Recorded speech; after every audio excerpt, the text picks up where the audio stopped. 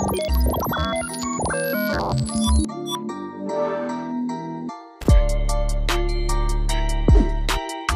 going to start the end of every podcast now is going to be a throwback series where each of us, me, you, Donald, tell a story from a game we were at in Hoop State past, whether it be a player from here or a performance here in the state. Yeah. I told this story last week. I'll just go ahead and get it started again to make it easier. Hopefully it'll be cleaner to tell since I've done it once. Right. The first year I ever covered high school basketball was John Wall's senior year, the full season. And I filmed every game he played, including the state championship where he faced the other top guard in the state, a junior at the time, eventual Florida State guard. And I think he went overseas and made some good money overseas, Ian Miller. A dog. He at the high school level especially, he was really tough. He was good as it got. So United Faith took on Word of God in Charlotte, about a mile away from United Faith's campus. The game was played at Charlotte Latin, which is an amazing school, super big. Lots of fans came to watch the game, most of which obviously were there to see United Faith. Word of God had John Wall, C.J. Leslie, Desmond Wells, Bishop Daniels, as well as some other good role players. The coach at the time was Beckwith? That was Beckwith. Okay, Coach Beckwith. They came to the game losing 10 games on the season. Unbelievable. Which is wild. United Faith had a much better record. I think they had a few losses, nothing major. Ian Miller was the main guy. They also had an athlete, Kadeem Green, I believe was his name. Yeah, going like Missouri or something like that. Right. Yeah. They had Big Yerkin, too, didn't they? They had Peter Yerkin, and they had Hunter Pereira. Yeah. The game was exciting. Dez dunked on one of the kids. John and CJ had back-to-backs to end the first half. Crowd was super lit, super into it. The game came down to it was 53-53. Word of God has the ball. John's dribbling down the court. I told you this last week. I checked the footage. This is accurate. A door on the far side swung open. It was like a double door. So it was like a windy night. It was like a lot of wind outside. So what had happened was it created like a vacuum situation, and the ball flew out of his hand. Have you ever seen Six Man? Yes, I have seen Six Man. It wasn't that, but it was that ish. You know, like if Ian Miller had like a brother of his that, you know what I mean, was like, you know.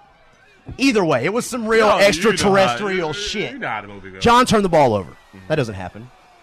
Comment. I dare you. I dare you. John doesn't turn the ball over, but he did in this instance. It was an asterisk beside it because of the door being open and all that. God. 2.7 seconds left. Ian Miller gets the ball at half court, takes a couple dribbles, launches about a 40-footer, wet naps. Wet naps and takes off running. The ref calls it good. No conference between the three, and they ran off the court and got out of there. The thing is, amazing shot. Amazing moment. Like I would say if you talk to him right now, probably one of the best moments of his basketball career. And it was at home. Like unbelievable. Yeah. In all fairness, I was shooting on the baseline, the far baseline. And you're looking at the clip right now on the video version of this. The ball was not off in time. Damn. Word of God, folks, were ill for real. Those fans were rowdy back then, bro. Oh, my God. You talk about this is our shit. It was their shit. They were rowdy, bro. Which, honestly, it made the whole thing, it went from being, like, the best atmosphere I've ever seen to, like, the worst pretty quickly. Yeah. Just in terms of, like, the vibe and the whole deal. It all worked out. John Wall went on to be a number one draft pick. Didn't get his championship, but he sure got his money. And Ian Miller got that moment to kind of have and hold for the rest of his life, and he's gone on and done great things himself. Absolutely. So that was a hell of a way to end my first season of high school basketball. That was dope, man. That was dope, yeah. Tell me something. Tell me a story. So, all right, guys, so my story's going to be a little biased here, but it was a moment that Webb actually captured. We're going to go Jalen Harris, my family, whoever you want to call him. My family, yeah. We're going to go his shamgod dunk against Cape Fear Christian. That sounds right, Cape Fear Christian. I don't know who it was, but it was somebody. It was pretty bad. So the game was pretty much out of reach or whatever at this point. Totally. It was dead energy. Yeah, it was pretty dead, and I was ready to go home and get something to eat, maybe get some buns or whatever. But I was on the baseline of this game for the record. On the baseline of this game. So he gets the ball, and Cape Fear is like in this scramble. And so they get this slow white kid, and the guy, their most athletic wing is like, get him. Yeah. So Jalen grabs the ball, give me the ball. So on the sideline, Sets him up. Coach Black from Juice also, shout out to Coach Black, was like, yo, shamgod, son. Shamgod, son. So Jalen, I mean, at this point, everybody knows what's coming. So Jalen, I didn't hear that, and I didn't know it was coming. It's actually in the tape, yeah.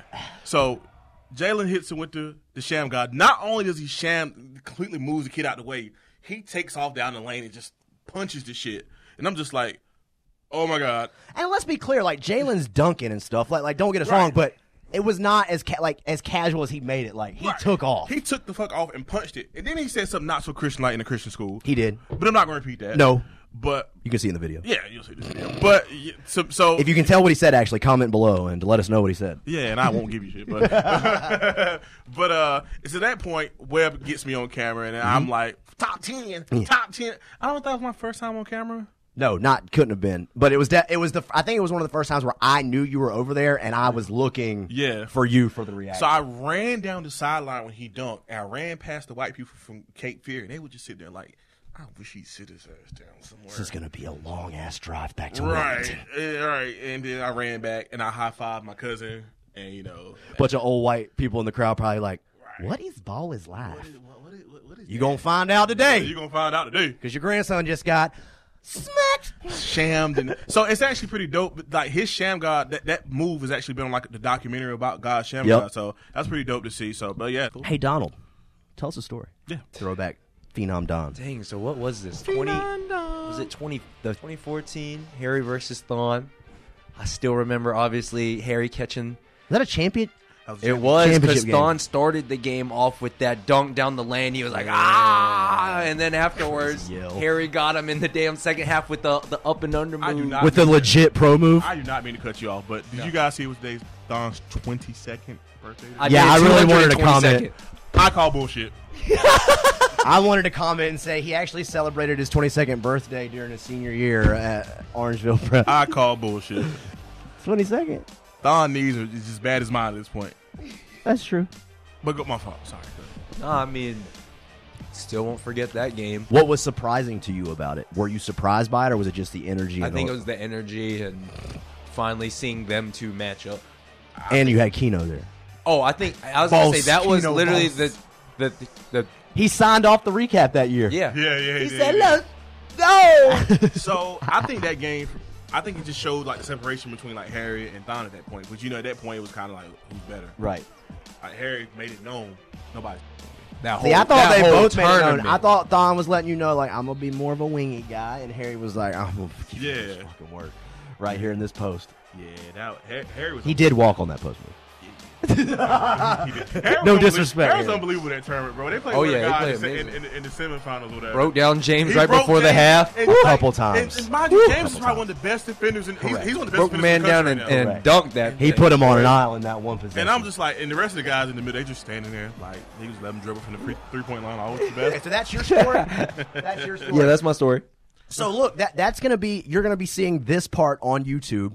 We're gonna do this every week, where myself and Rod and Donnie tell stories about Hoop State Pass, because you know Rod's been involved as a fan for a long time, and me and Donnie have been covering games 10 years for me and 8 years for Donnie. Like, we've been around this thing. So like pro-am stories, old high school stories, performances, you know, all kinds of stuff that we can kind of put video to and show the YouTube audience. Please get in the comments and give us more to tell. Like, if you remember one, let us know. If there's a video of it, send us a link. Like, do the whole 9. I think I'm going to talk about John and Julius Hodge next week. Oh, I like that. That was a great. I like that. That was a great. Shout out to Devin Mason who filmed that for us. Yeah, shout out to my boy Jules, man. For Rod Bridgers, at Rod_Bridgers. I am Webb Wellman, at Hoop State Webb. You got Don Juan in the back, at Phenom Don. No, I'm just kidding. It's at Donnie Bui. At PhenomDon. You.com. We got to shout out Ray in the building. Ram_prospects. Tell him what it is. Yeah, tell him. Two mics. Ram_prospects. Don't touch that like that. That was weird. You know what I'm saying? Pause. He came in all gentle. Just the tip. Just the tip. I'm talking about balls. That's the title of episode 11, Just the Tip. I'm talking about For the boys in the building, this is the New Sound Show. And we out this bitch.